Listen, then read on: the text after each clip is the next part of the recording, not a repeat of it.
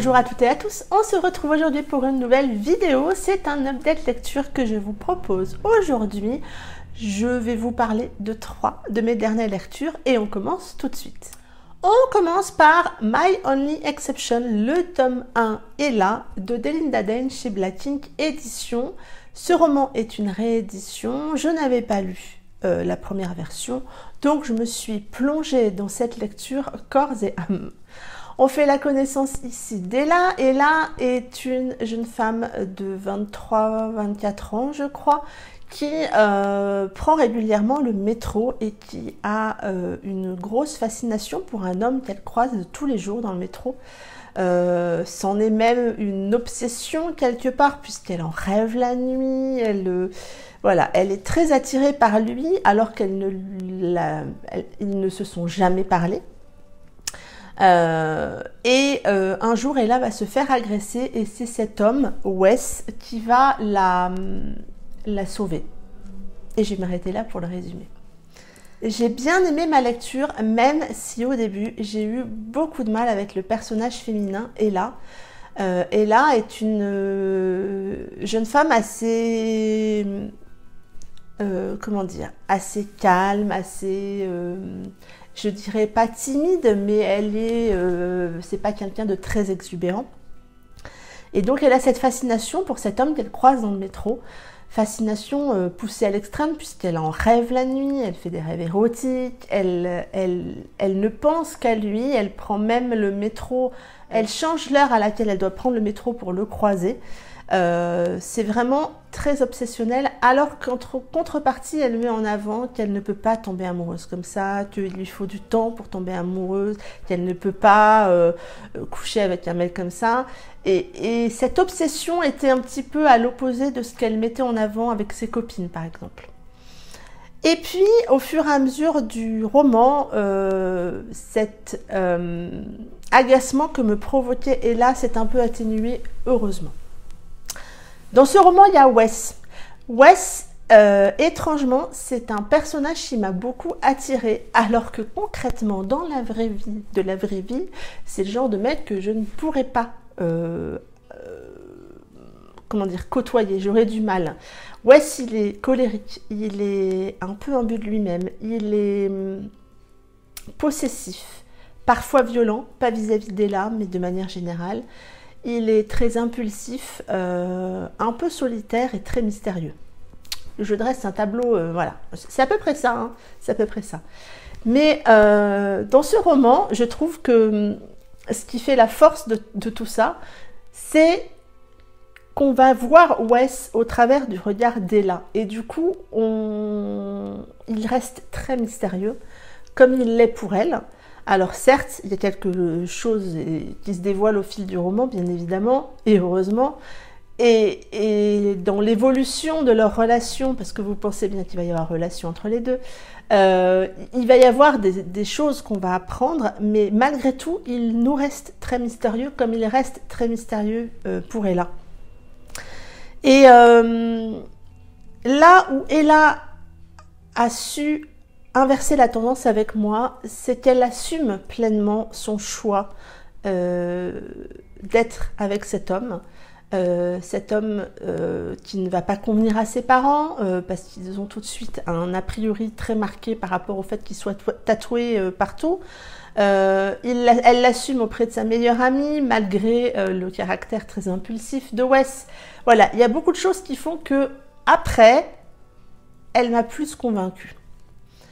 Et ce qui fait, je trouve, l'ensemble, c'est la plume de l'auteur. Delinda a une plume assez incisive et assez percutante, j'ai trouvé, assez vive. Et du coup, on avance, on a envie d'avancer. Et puis, plus ça avance dans le roman et plus on a des questions et on veut des réponses. Et autant vous dire que vous n'aurez pas toutes vos réponses dans ce tome 1, vu comment ça se finit. Moi, je suis au taquet pour lire le tome 2. Je sais de la part de Delinda que dans le tome 2, on aura le point de vue de Wes, qui, moi, m'a un petit peu manqué dans ce tome 1. Je pense que c'est un choix assumé dans le sens où ça le rend mystérieux. C'est ce que je vous disais, le fait de n'avoir que son avis au travers du regard d'Ella, ça le rend très mystérieux Et c'est ce mystère qui fait qu'on accroche, je pense, à l'histoire.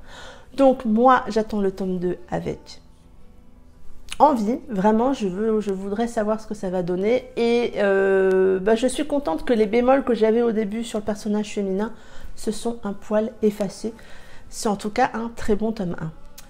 J'ai ensuite lu Love Disaster de Lina Hope en auto-édition, un roman qui me faisait très envie. Regardez-moi cette magnifique couverture, l'objet livre est juste sublime.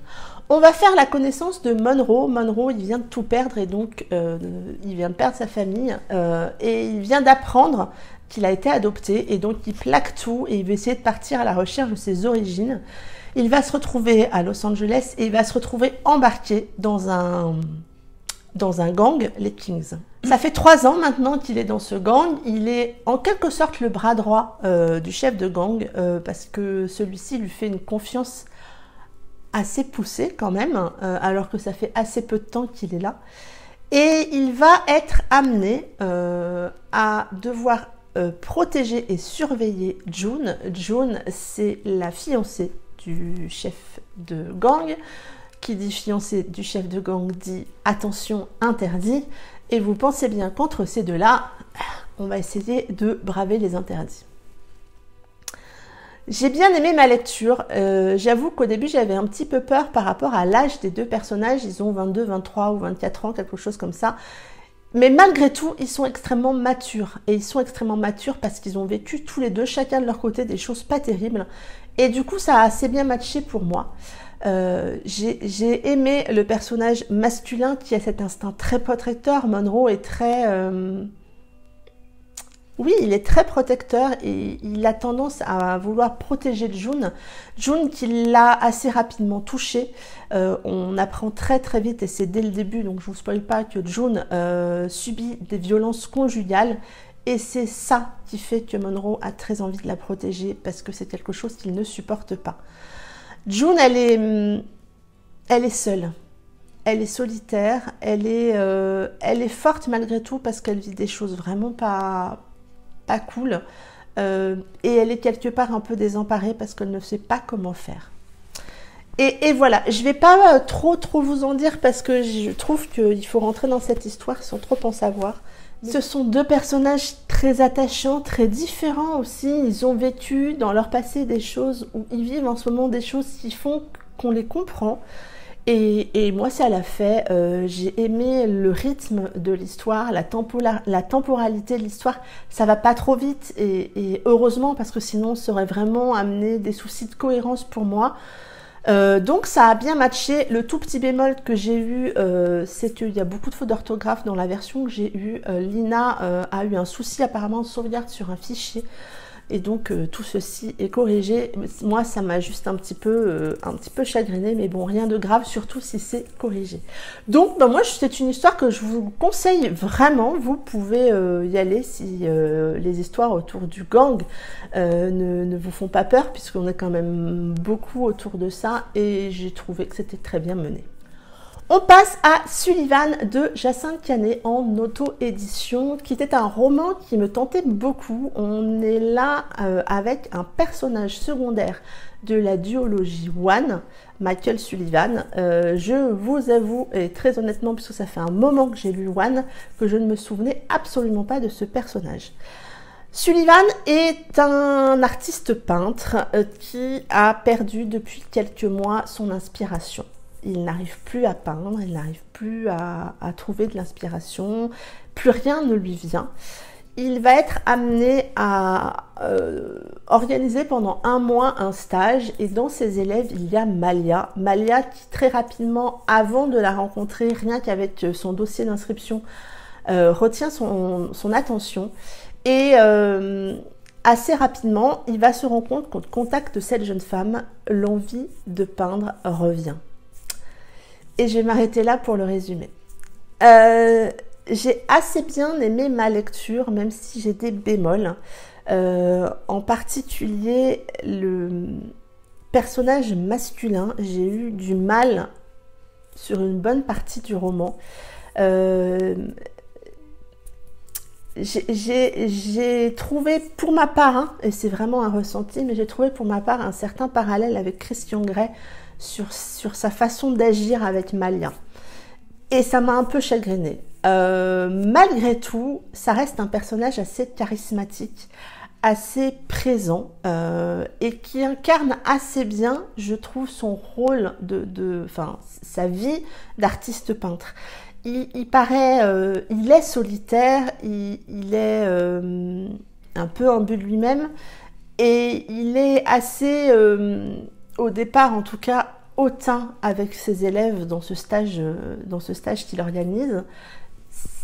Voilà, ça m'a un peu fait tiquer, même si, bien évidemment, ça colle au personnage. On le décrit comme ça.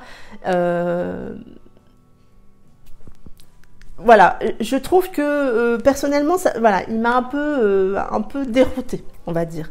En face, on a Malia. Malia, elle a 23 ans. C'est une jeune femme qui aime peindre, mais qui ne sait pas en fait si elle veut en faire sa vie. Et elle va être assez vite perturbée par le charisme de cet homme. Là aussi, le petit bémol que j'ai eu avec elle, c'est que j'ai trouvé qu'elle acceptait assez vite sa proposition, et je vous en dirai pas plus. Et du coup, je pense qu'elle a lutté entre la convenance et son envie et son attirance. Vous voyez ce que je veux dire? Donc voilà, tout ça fait que je me suis laissée embarquer dans l'histoire. Je l'ai lu très rapidement, ce roman, je l'ai lu en une journée, mais j'ai pas été hyper convaincue par les deux personnages.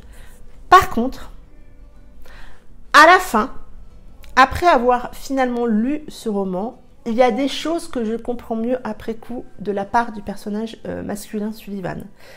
Et c'est assez déroutant pour moi d'avoir ce changement d'avis à ce point-là après ma lecture.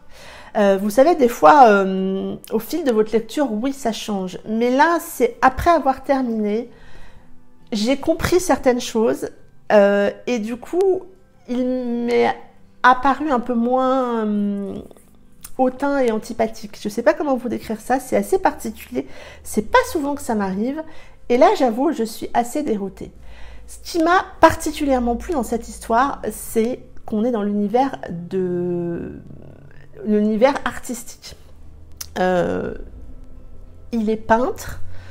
Malia veut faire de la peinture, enfin veut être peintre ou est peintre, mais pas connu comme lui.